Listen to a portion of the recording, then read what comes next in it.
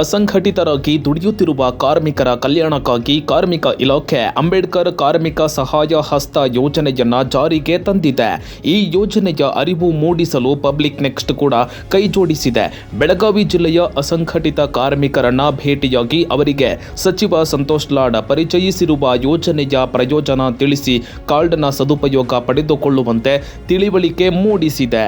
ಈ labour ಸ್ಮಾर्ट card ಬಗ್ಗೆ ಕಾರ್ಮಿಕರು ಏನಂದ್ರು ಕೇಳೋಣ ಬನ್ನಿ. हे आम्हाला माहित नव्हतं आपल्याला.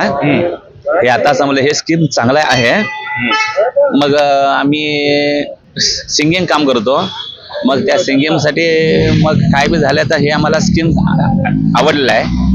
याच्याबद्दल चांगलं आहे.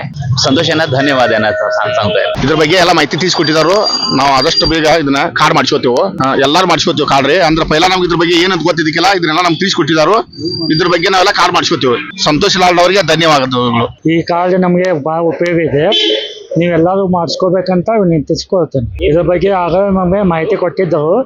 ಆಗಲೇ ಇವಾಗಲೇ ಬಂದು ನಮಗೆಲ್ಲ ಹೇಳಿದ್ದಾರೆ. ಇದರ ಬೆನಿಫಿಟ್ ಅಂದ್ರೆ ನಿಮ್ಗೆ ಯಾವ್ದಾದ್ರು ಆಕ್ಸಿಡೆಂಟಲ್ ಡೆತ್ ಆದ್ರೆ ಇದು ಬೆನಿಫಿಟ್ ಇದೆ. ಮತ್ತೆ ಏನು ಇಂಜುರಿ ಆದ್ರೂ ನಿಮ್ಗೆ ಇದು ಕೊಡ್ತಾರೆ. ಸಂತೋಷ್ ಲಾಡ್ ಅವರಿಗೆ ಧನ್ಯವಾದ.